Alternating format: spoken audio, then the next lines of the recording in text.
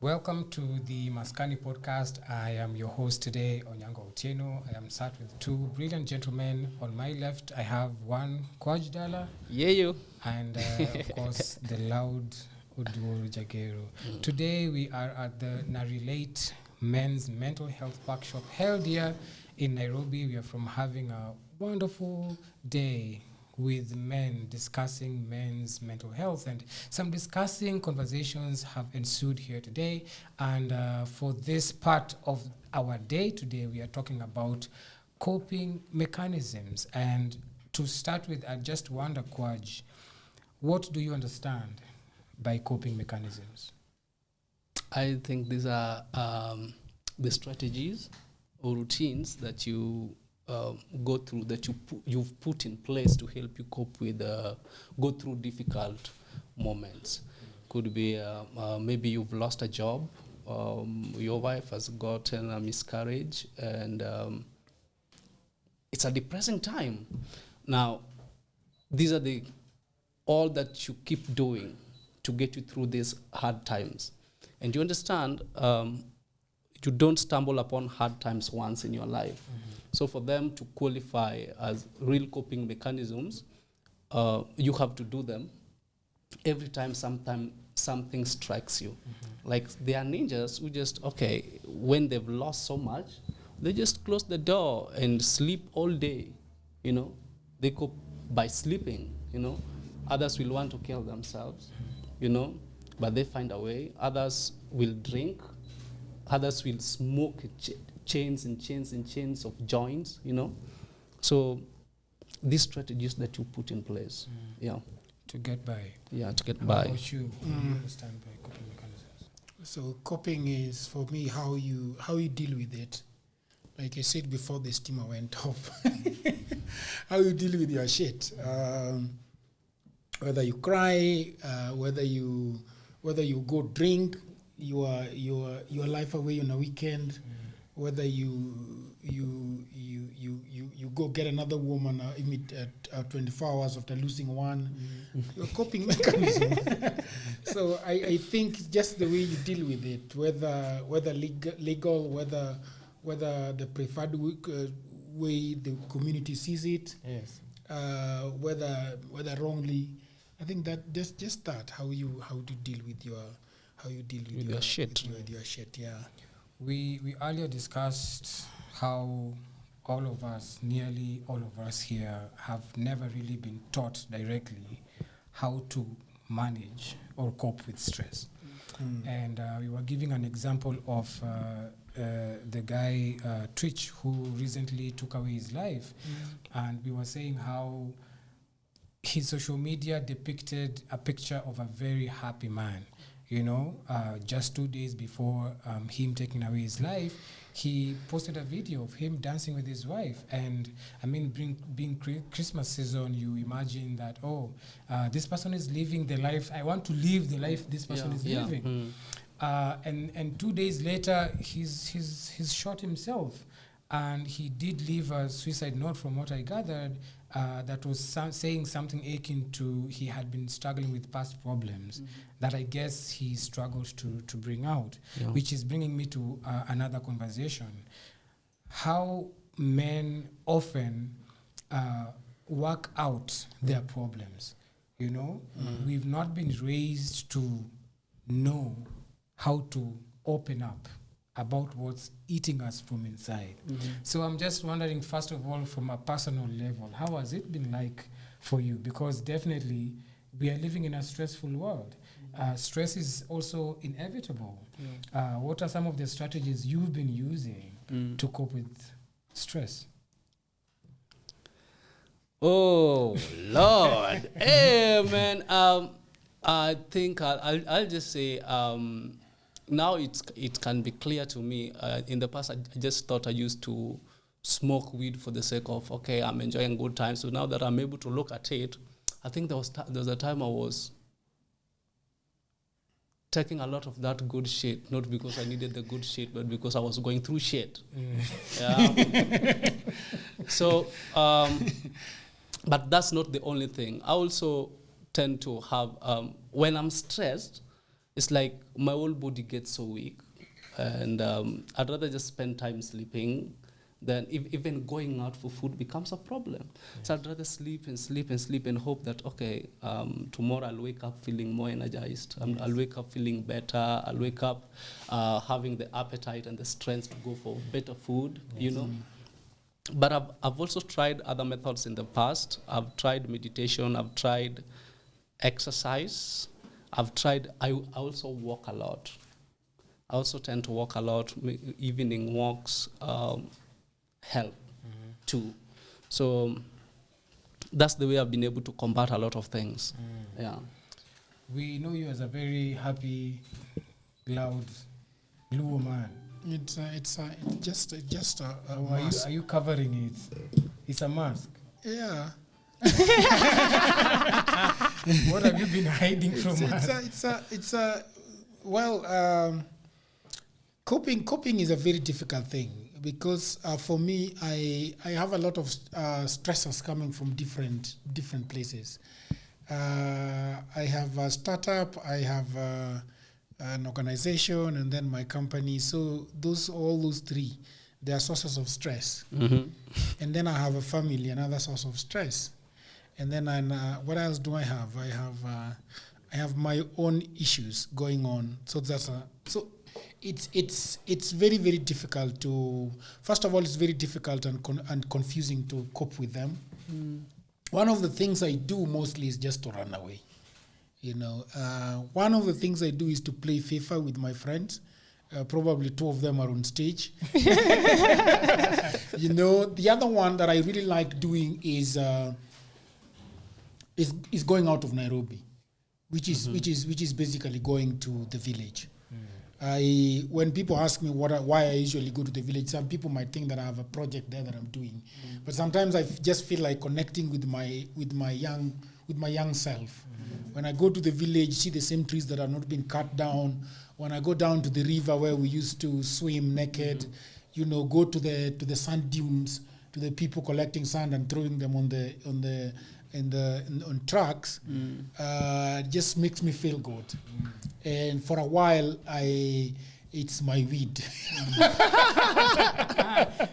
For a while, it's my weed. Just living what I'm doing, and I used to read. I read a lot, but now it's not something that takes my stress away. You know, because for me, reading now is like learning new things, and learning is a bit stressful sometimes. It's very active. So you no longer read for pleasure. No, not like I used to do. Yeah. These days I read books that I need to read. Yeah. So that is basically how I cope. Run away from sometimes running away literally from the problem, just not attending to it and keeping it in the back burner. Of course, that's a very bad way of dealing with it because it's there. It's just in a phase of it's just down there, but the moment you think about it, it comes back to stress you. So yes. Interesting. We are living in a very, I would say, complex world, right? Where there are these expectations of who and how a man ought to be, and this is in regards to how it's often expected that you need to get your shit together all the time as a man, right? And it's sort of it puts us on a pedestal. I read a quote that was saying that whoever you put on a pedestal, you put on a cross.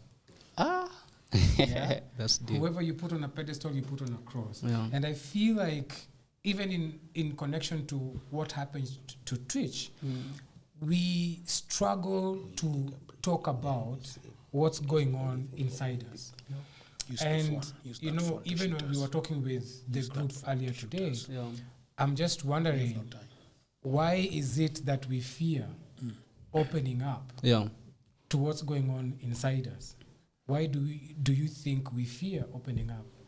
As I speak right now, men are killing themselves more than any other person on this earth, right?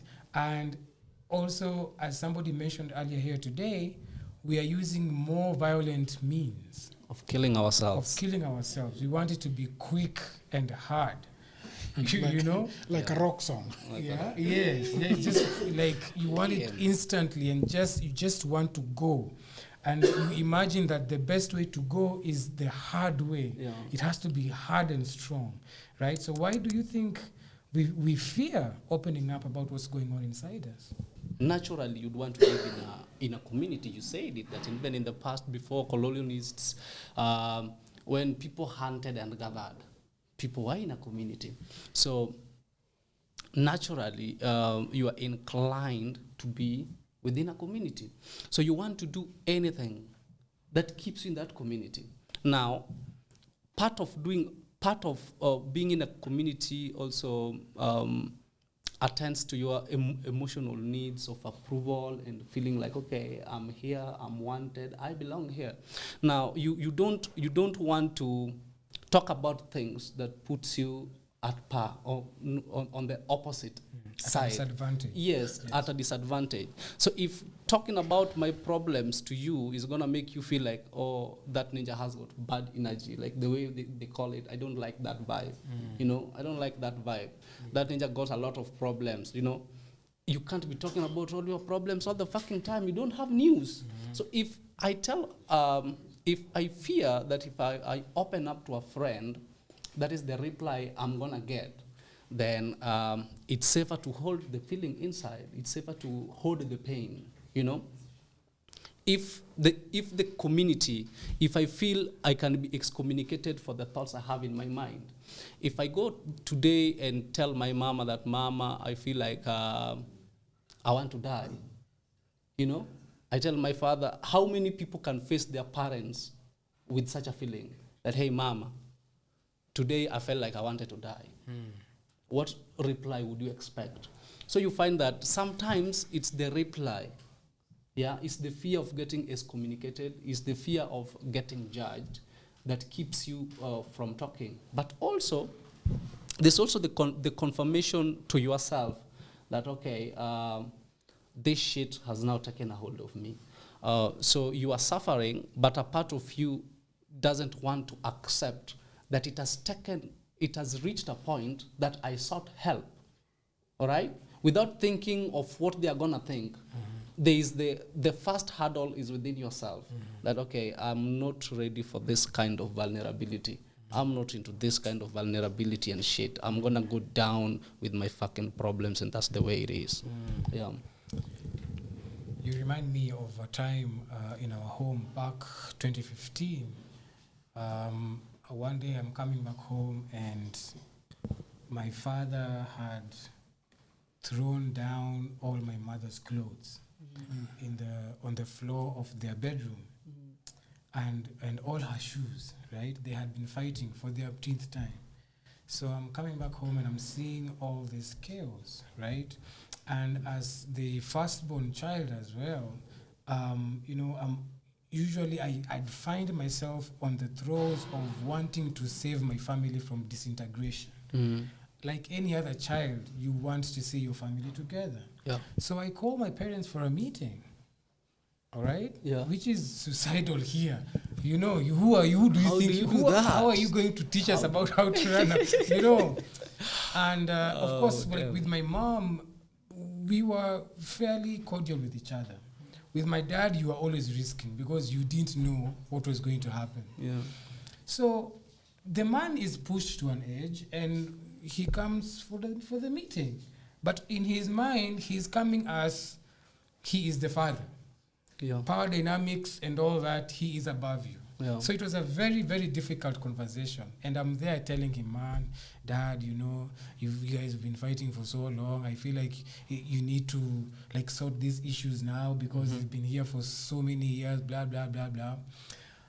Among the many unprintable things he told me, there was one statement he made that changed my life. And he said, I'm quoting him, I don't come to you with my problems because you think I'm weak. Oh. That's your father telling you. That's what he said.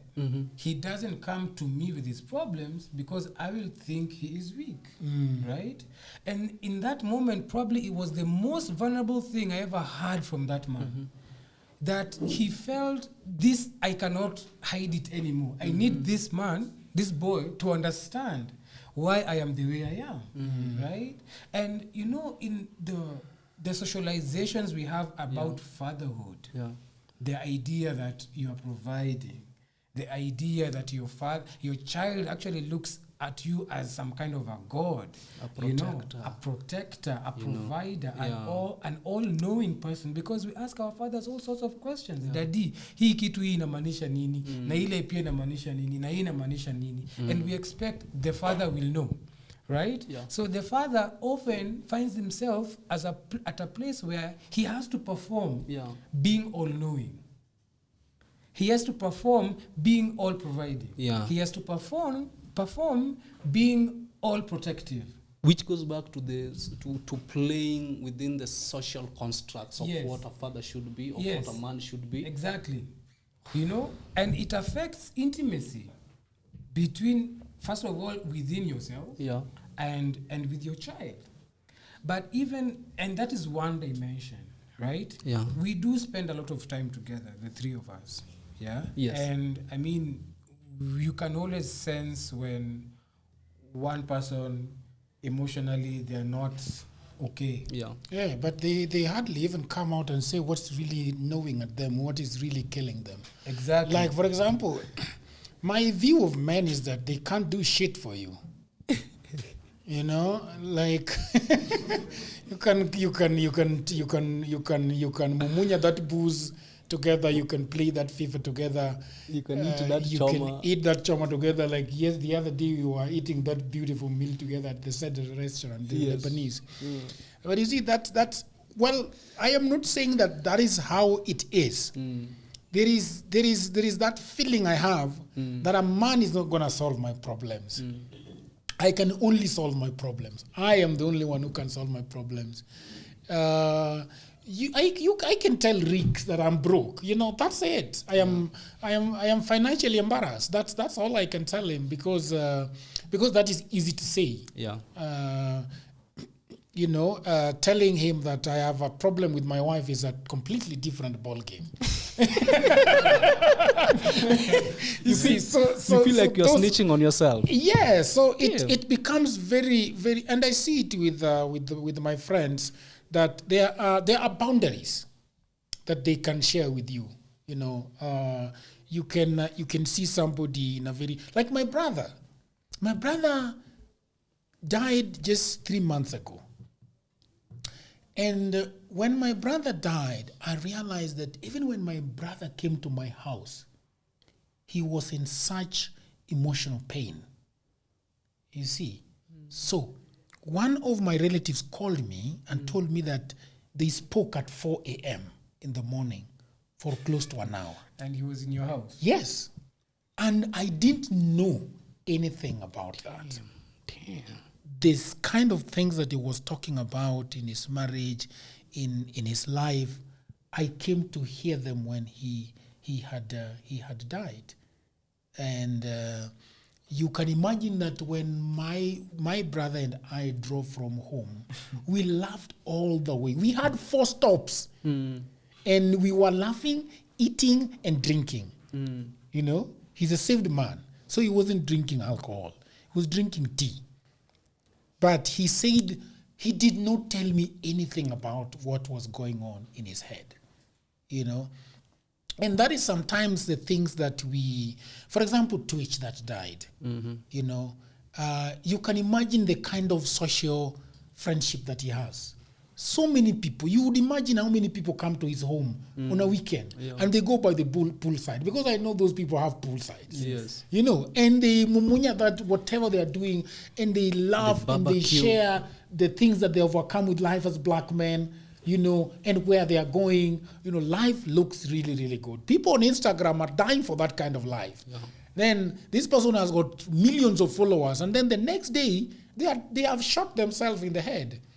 Eric was just telling me that his friend, Eric has gone, that just 2 weeks ago, one of his friends just walked out of the house at 10 a.m., at 10 p.m. after supper, and just threw himself off the cliff from an apartment. He ate first. He ate fast. You ate when your wife put food on the table. You eat. What do you do with the food? And then he just went and threw himself and died at 10 p.m. at night. So I think that is the fear that, okay, I'm going to appear weak, like your father was saying. And I don't know if I'm right. Do you, Rix? Well, you are a therapist. I'm not going to ask you that question. I'm going to ask. I have told a gag some. I remember there was a day I told a gag some shit going on in my life, and do you know what this motherfucker said? Oh, Jags. That's all he said. Oh, Jags, man. I don't remember that. Sound do. The guy didn't offer me anything. I don't remember that conversation. Of course you don't remember. We can revisit it because now. If that is your answer, how can you remember it? Oh, what the fuck? Oh, Jags, John Yango Jags. That's all he told me. And you see, and I feel like even if this gentleman came to me with a life issue, I honestly don't know how to help him. Me, I would just let's go play FIFA. Let's go play FIFA. That's all I would probably say, because I am not equipped to handle myself. Yeah. I am far from being equipped to handle somebody else. I can't handle people's shit. It's very hard for me. You know, I will give you pieces of advice here and there, but honestly, I wouldn't know how to help you. So I think one of the things that we should also try to do is that when somebody tells you a problem, you might not have an answer then. Yeah. But you can always keep it at the back of your mind, research about it, know what you can tell him the next time that you guys meet.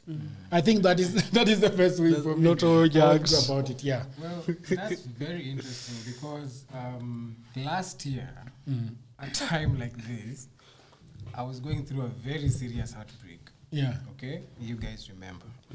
But then how I talked to both of you about it was very different. Yeah. Yes? With you, I was just gusia. I just said, oh, this is happening and this is happening. Then Jagero would just say, yeah, here. Yeah. But with him, we actually sat to have meals. You know, I'd sit with Agag. That time he was looking for a house. Yeah. And I'd tell him, hey, this is what's really going on with me. Day 1, day 2, day 3. And there's a way he would just, and I think also because he had some experience with this that he was willing to share with me, I really felt like just offloading that empowered me so much to choose myself in that moment when I was feeling like I was falling apart. Yeah. Now, it didn't mean that I would disregard what Jagero is saying, was talking to me, because even you were empathizing, right? It's not like you just brushed me off or anything like that. And so for me, it's like that season of my life, I feel like if you people weren't there, I think it would have been harder for me, because the impact was really, really, really big. And I just kept repeating the stories, you know, like, hey, alinifanyia hivi, nini. You know, you're just getting the stuff out, I want to ask you a question. Me, yes. I remember you also put it on Facebook or whatever. Do you think the online space can help you with your issues? Yeah. I'm just maybe just about pouring yourself out there. Yeah. So the background of that, for example, would be in the environment I grew up in, I didn't feel seen. Yeah. I didn't feel listened to. Yeah. So I resorted to writing. Yeah. Before Facebook was that big, because we had you remember the phones that had A, B, C, D. Typing in that shit was hard, man. Before QWERTY. The other ones, the Nokia 3310s. The BlackBerry was the QWERTY one. Yeah, in fact, I think it was the first one. I don't know. So I'd write on my journal, I'd write poems on my book and everything. But then the older I grew and I'm on Facebook was a thing, I found a platform where I could share something that somebody else from another world could relate to. And say, I understand this, I've gone through this, or I'm going through this, so you're not alone. Right? And I've actually established very many friendships as a result of that sharing myself. Because I actually came to realize that, and somebody mentioned it here today, when you're going through something, you actually think you're the only one going through it in that moment in time. But I've found that when I share something I've gone through, somebody actually tells me, this happened to me, and it ended this way for me. And there's just that human, I'd even call it spiritual connection, that you sort of feel that, oh, there can be a way out. You get, there can be a way out. And so sometimes you find that even for, men who one moment they were okay, the next moment they've taken their lives away, probably the stuff built up so much inside them that it overwhelmed them so much they could no longer feel like they needed to stay alive. You get that? So perhaps we could extend it to the audience, and probably ask the question, for you guys. You can use the phone. It's there. For you guys, how have you been coping with your stress? Right? What do you understand by coping mechanisms? How have you been coping with your stress? And do you feel like it's been helpful? I think I don't know whether people sat you down and say, now you should do this when this happens. And even when you're told that, shit is very unpredictable. Yes. Even for the ones that are familiar, they still become unpredictable. There's also this saying that goes around all the time, one day at a time. How I do it, I used to journal just like you. I struggled with my speech for a long time. In fact, most of the time they thought I would never speak. I learned to write. I'm told that I learned to write before I could speak. And so writing has always been like a resource for it. And then later on I found different art forms to express myself. I'm very expressive in terms of art, in terms of painting. Most of you know my story. I've had cancer for the last 10 years. So I'd say one of my biggest forms of expression or coping mechanism is art. I've created an album every year since then, out of my experiences with it. And it's mostly autobiographical, or memoirs about how I feel, about what's going on, about some of the things I think about. Also, talking with friends like this is beautiful. Yes. Yeah. Yeah. Thank you. Anybody else? There was a hand back there.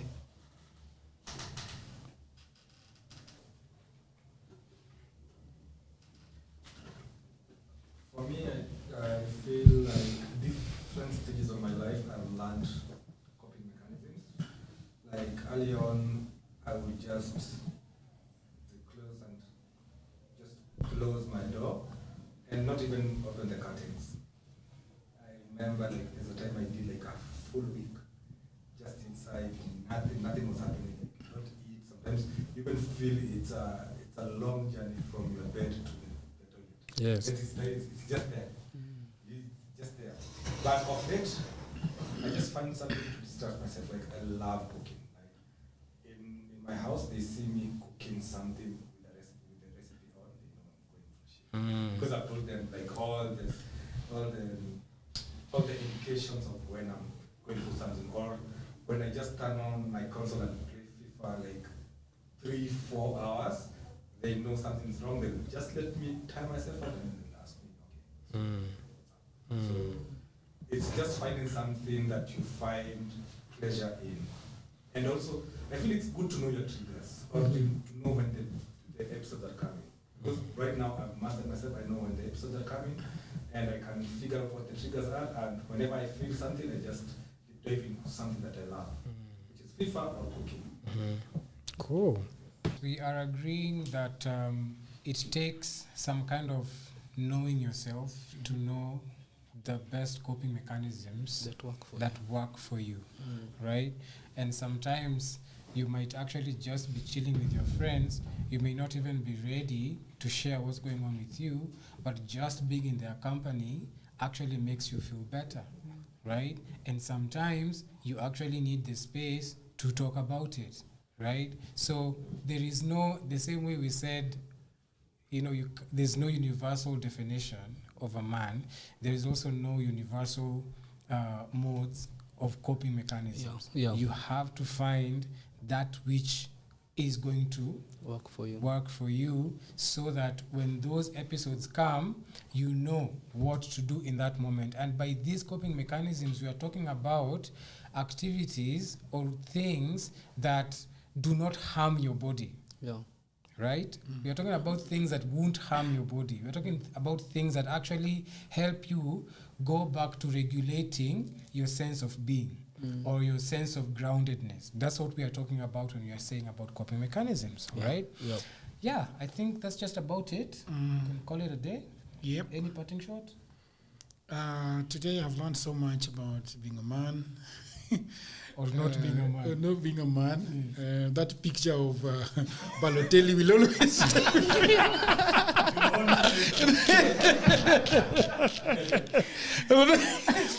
yeah, but I love that the fact that men can congregate and talk about men issues. One of the things I will never remember an occurrence in Kampala, Uganda, when during a festival, and so during that time there was I think something had occurred within the art industry. Somebody had been sexually harassed by a man. And so the organizer of this conference decided that they would have a discussion in one afternoon about sexual harassment, patriarchy, and things like that. And what has stayed with me that I remember a man standing up and trying to talk, and he didn't finish a sentence. And he had to go back and sit because everybody just shouted at him and said that what he wanted to say, he was not allowed to say. So he just retreated, and after two sentences, he just in shame and in embarrassment, he just went back and sat down. And I wanted to speak in that conference, and I decided that there is no point, because I imagine that the things that we say today in this room, if we are not just men alone, there would be a lot of fracas. And one of the things I love about one of the things that have been saddening about these gender conversations is that I see women saying a lot on Facebook, we need to talk, but you're not allowed to talk. So you are wondering, what is it that we are talking about when we can't talk? If you remember when you were facilitating this event, you kept saying something that is very important, that it is okay to say it.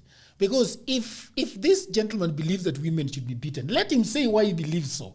Yeah, let him stand and give him all the time he needs and explain why he feels like he should be battering his wife. I'm battering my wife because I saw my father do it. Then so why do you need to do it if your father was doing it? Are you your father? Did you like it? Yeah. Did you like it? Confront him. Properly in a conversation so that he sees the sense. But wewe kama ameamuka anasema women need to be gongwadi kidogo, you don't even allow him to finish that sentence na unamrudisha chini kwa kiti. Huyu jamaa ataenda tu kupiga bibi. Really? Yeah. So there's no teachable moment. Yeah, because and this is what men are always saying on social media, ya kwamba tutaongelelea nini. Wanaona men need to speak, they need to speak. But then you open your mouth and speak, they saying, weka kando. You and your patriarchals do what? And the women have figured out how to frame what we are. Yeah, the languaging is so exact, so specific. And sometimes I just, So anyway, what I'm saying is that it was a good thing that this was a really true safe space.